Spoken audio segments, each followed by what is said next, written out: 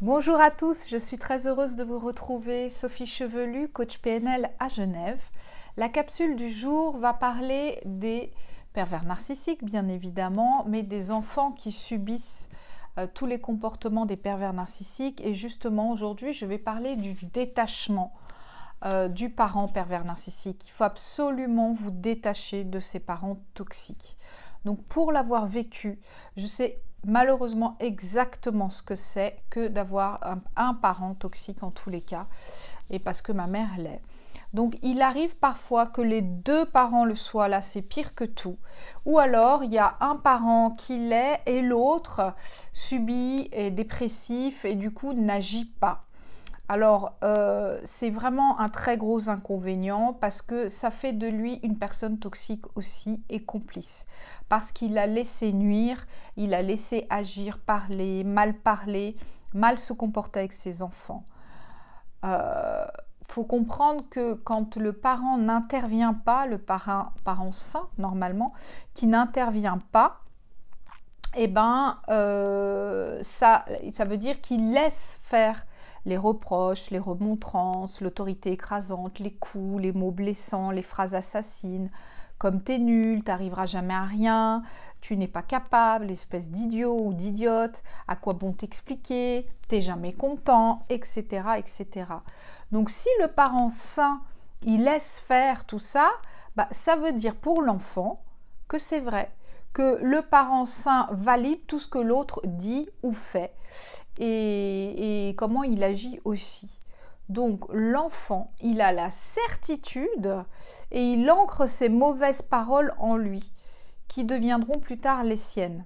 Vous savez, cette petite voix à l'intérieur, saboteuse là, qui vous répète t'es nul, t'arriveras pas, mais ça sert à rien, t'es pas capable. Mais c'est qu'en fait, cette fameuse voix de votre parent toxique ou de vos parents toxiques, vous avez fini par vous l'approprier. Et du coup, qu'est-ce que vous faites? Vous vous remettez en question tout le temps. Donc, ce qu'ils ont dit ou ce qu'ils ont laissé faire, vous finissez par le croire. Bon, je ne dis pas tout ça pour blâmer les parents. Les parents font toujours du mieux qu'ils peuvent. Je suis parent, je fais du mieux que je peux et je fais des erreurs aussi. Mais c'est surtout que vous prenez conscience que même si votre parent était trop soumis par rapport à ce parent pervers narcissique, ça a des conséquences de non-agir. Donc, bah oui, il est coupable. On doit protéger ses enfants, même si on n'en a pas la force. Il faut absolument, et vous, si jamais vous êtes parent à votre tour et que l'autre parent est toxique et que vous avez des enfants, vraiment vous protégez vos enfants en les éloignant de ce parent toxique. Donc voilà, il y a vraiment des conséquences aux agissements et non-agissements. Pour se détacher, je sais que c'est pas évident, je le sais très bien, il faut du temps. C'est dur, ça prend du temps. Parce que pour un enfant qui est même adulte aujourd'hui, d'accepter que son parent est toxique, c'est assez difficile. Accepter qu'il lui apportera jamais d'amour, jamais de reconnaissance, qu'il mérite et qu'il attend depuis si longtemps et que c'est peine perdue. Voilà, ça ne changera jamais. Donc c'est difficile à accepter, je le sais, je suis passée par là aussi. Un parent pervers narcissique, il va démolir son enfant avec sa pression constante, en lui empêchant d'être lui-même, de prendre des décisions, d'être rejeté tout le temps. Faut vous rappeler les paroles que vous avez pu entendre, mais tu manques de rien, tu as tout ce qu'il te faut, tu as des habits, tu as un toit, tu as à manger, tu vas à l'école, sans oublier le couplet je me suis sacrifié pour toi, tout ce que je fais c'est pour toi ou pour vous, je me tue au travail pour vous, pour que tu aies des beaux habits, pour que tu puisses aller à l'école, pour que tu puisses avoir un vélo, pour que tu puisses regarder à la télé, avoir un téléphone. Vous voyez tout ça là, tout ce qui se sert pour vous culpabiliser, parce que bien sûr ils vous font croire que c'est eux la bonne personne et vous la mauvaise. Mais en fait, vous manquez du principal, c'est de l'amour quand même, il faut le dire. Donc, ils tournent tout à leur propre avantage parce qu'en fait, ils travaillent beaucoup, ils sont jamais disponibles pour vous, ils n'ont jamais de temps à vous accorder. C'est bien évidemment parce qu'ils n'en ont pas du tout envie. Donc, ils trouvent ça comme excuse. D'accord? Mais en aucun cas, vous êtes responsable de ça. C'est faux et archi faux. Donc ne vous remettez pas en question parce que ce sont vraiment des personnes profondément égoïstes et qui pensent qu'à eux et pas du tout à vous. Donc depuis votre tendre enfance, vous êtes en attente d'amour et de reconnaissance. C'est-à-dire que vous aimeriez au moins que votre parent pervers narcissique vous reconnaisse comme étant sa fille ou son fils et qu'ils aient de la considération juste pour votre existence, que vous êtes là, que « Eh oh, j'existe !» C'est un peu ça, hein. Enfin, c'est même beaucoup ça. Et c'est peine perdue, vous pouvez faire tous les gestes que vous voulez, au contraire, ils vont vous dénigrer encore plus. Donc voilà, c'est ça qui est difficile à accepter, c'est de se dire que combien de fois de se dire mais c'est pas possible, un parent il peut pas être comme ça, il est anormal, c'est un extraterrestre, ou j'ai été adoptée, on se dit que c'est pas possible. Alors je vais vous confier quelque chose, adolescente, j'ai cherché, j'ai fait des recherches parce que j'ai eu la même opinion sur ma mère et je me suis dit c'est pas possible, une maman ne peut pas être comme ça, ce n'est pas possible. J'ai cherché dans ses papiers, j'ai fouillé et j'ai vu qu'elle m'avait reconnue et que j'étais bien sa fille, donc pas de bol, c'était bien elle. Bref, c'était une parenthèse, mais je sais que beaucoup d'enfants se posent, ou ados en tous les cas, se sont posé la question. Donc malheureusement, des parents non aimants, mal aimants et surtout destructeurs, ça existe, hein, vous en subissez les conséquences. Malheureusement, c'est possible. Maintenant, on peut mettre un nom dessus, on peut mieux comprendre, on peut prendre conscience, mais surtout, prenez conscience qu'ils ne changeront jamais, mais jamais, au grand jamais. Ce père ou cette mère, il faut les considérer comme des gens malades. Ils ont vraiment un problème. Et le changement pour eux, la remise en question, c'est impossible. Même pour leur enfant, ils ne le feraient pas. Parce qu'ils sont dans leur toute-puissance, ils sont dans leur vérité, dans leur égocentricité, pardon. Et en aucun cas, ils n'ont pas d'empathie, pas de moralité, donc ils sont vides à l'intérieur, c'est vraiment froid. Malheureusement, rien n'est sincère et tout est mimé, l'amour, ils peuvent vous dire je t'aime mais derrière ils vous cassent, ils peuvent vous faire un câlin mais derrière ils vont vous casser.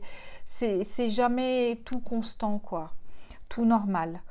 Donc c'est vrai qu'accepter que son parent est comme ça et qu'il ne changera pas, c'est dur, mais c'est aussi ne plus souffrir. Vraiment, je l'ai fait, je suis passée par là et je vous promets que c'est que comme ça.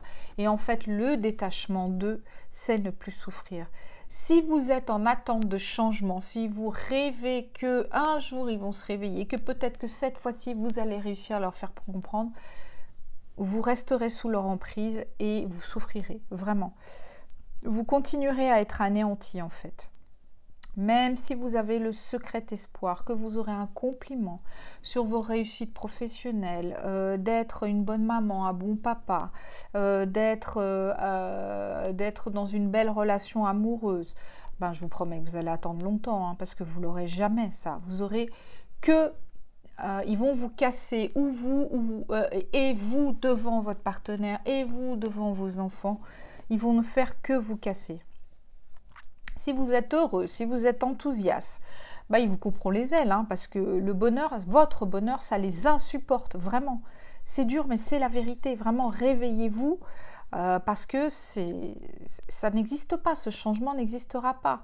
Ou alors, ils peuvent aussi avoir, dans la même phrase, vous aurez le droit à un compliment, mais droit derrière, paf, vous allez avoir des sarcasmes ou des reproches. Il ou elle, ils vont toujours faire une critique, en disant c'est pas pour vous faire de mal hein, que je dis ça, hein, ou c'est pas de ma faute si tu prends tout mal, hein, on peut rien te dire. Vous voyez, la bonne blague quoi. Alors pourquoi le dire? Donc dites rien si vous savez que ça fait mal, ou mettez des gants ou faites quelque chose, mais ils savent pas faire. Donc voilà, n'attendez pas de changement. Donc pour vous détacher, ne parlez plus de vos affaires personnelles, parce que ça va toujours se retourner contre vous. Ils vont s'en servir contre vous, de manière directe ou indirecte. Si vous voulez leur parler, vous êtes toujours dans cette culpabilité de donner des nouvelles à ses parents, vous parlez de l'actualité, du temps, du Covid ou d'eux. Mais dès que c'est des questions sur vous, ouais, tout va super bien. Super. Et c'est tout. Rien de plus. Ah, ok, d'accord. Mais quand... Ouais, super. Si vous reparlent d'un problème que vous aviez eu, ils veulent savoir. Non, non, tout est rentré dans l'ordre, tout va bien. T'inquiète pas pour moi, c'est gentil, mais franchement, je gère, tout va très bien. Et vous répétez en boucle. Tant qu'ils cherchent, vous répétez en boucle. Les changements de comportement, ils vont s'en rendre compte. Donc, ils vont essayer de passer par d'autres voies. Comme ils voient que vous attaquez, ça ne marche plus, ils vont passer par vos enfants, ils vont passer par votre mari, par votre femme, par votre frère, par votre sœur. Ils vont aussi essayer de poser des questions directes ou indirectes à ces personnes-là. Ils vont prêcher le faux pour savoir le vrai. Ils vont se faire passer pour la victime auprès des autres, de votre famille, en disant « Oui, il ne m'appelle plus ou elle ne m'appelle plus, je ne comprends pas, j'ai tout fait, je ne comprends pas pourquoi. » Voilà, donc vous allez avoir l'oncle, la tante ou je ne sais pas qui va vous appeler pour dire « Ah, mais comment ça se fait ?» Laissez parler. N'essayez pas de convaincre les autres, laissez-les parler. Vous direz « Écoutez, voilà, moi, c'est moi qui vis au quotidien avec. » Elle ou il montre une certaine facette, mais la vérité, c'est pas du tout comme ça avec moi. Donc, c'est quelque chose qui m'appartient, c'est les problèmes que je règle avec eux en direct. Comme ça, vous fermez le sujet, vous leur dites que ça, quelque part, ça ne les regarde pas, qu'ils ne connaissent pas toute la vérité. Et comme ça, et vous leur demandez même, je te demande de plus m'en parler. Comme ça, vous fermez le truc et vous ne vous sentez pas culpabilisé à chaque fois. Et vous ne vous faites pas culpabiliser à chaque fois. Très important.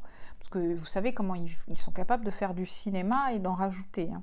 Donc, protégez-vous de l'extérieur, des amis, de la famille et tout. N'essayez pas de leur plaire en disant « je veux être une enfant parfaite » ou un enfant parfait avec mon parent. Et choisissez de dire non, tout simplement. Mais vraiment, je tiens à vous rassurer, cette méthode, elle marche. Faites-le parce que ça marche vraiment super bien. Ne parlez plus de vous, continuez à résister. Comme ça, plus de portes ouvertes aux reproches, plus de vampirisation, plus de perte d'énergie. Vous vous sentirez de mieux en mieux chaque jour. Vous ne culpabiliserez pas des attaques. Je ne sais pas, imaginez, arrêtez de culpabiliser tout le temps. Vous avez qu'à imaginer, il y a, je ne sais pas, des bombes qui vous tombent sur la tête. Vous faites quoi ? Vous vous protégez en vous mettant à l'abri. Ben là, c'est le même système de survie. Pour vous protéger, vous vous détachez. C'est exactement pareil. Arrêtez de subir et de souffrir et d'être une victime. C'est ça qu'il faut arrêter et que vous devez comprendre sans aucune culpabilité.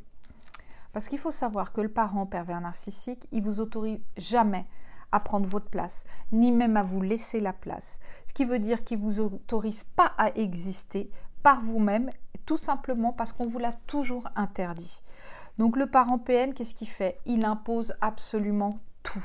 Il vous aime à ses conditions, d'être sage, docile, bien élevé, intelligent, bien habillé, de rester à votre place, de faire bonne impression, de se sacrifier corps et âme pour son parent toxique, à être toujours disponible, à être dans la soumission totale. Et j'en passe, et j'en passe, et j'en passe. Donc quand je dis qu'il ou elle vous aime, votre parent toxique, c'est pas le bon mot, hein, parce qu'en fait ce n'est pas de l'amour, c'est de l'appartenance, c'est de l'emprise. Je sais, c'est moche, mais c'est triste aussi, mais c'est vraiment la vérité. Ils n'aiment pas, vous leur appartenez, vous êtes leur chose, leur jouet. C'est accablant, c'est horrible, mais c'est ça. Imaginez bien qu'ils ne ressentent pas d'empathie. Alors de l'amour, encore moins, c'est pas possible. C'est inaccessible pour ça. C'est inaccessible pour eux, pardon. Donc, je sais que c'est difficile d'accepter, mais ces personnes, elles sont incapables de faire autrement. Vous devez vraiment intégrer ça, car c'est la voie de l'acceptation qui arrêtera votre souffrance. Comme je l'ai dit, si vous êtes dans l'attente, vous êtes toujours en lien avec cette personne et elle aura toujours de l'emprise sur vous. Le but du détachement, c'est de ne plus subir, ne plus souffrir et voler de vos propres ailes. Peu importe ce qu'il ou elle en pense.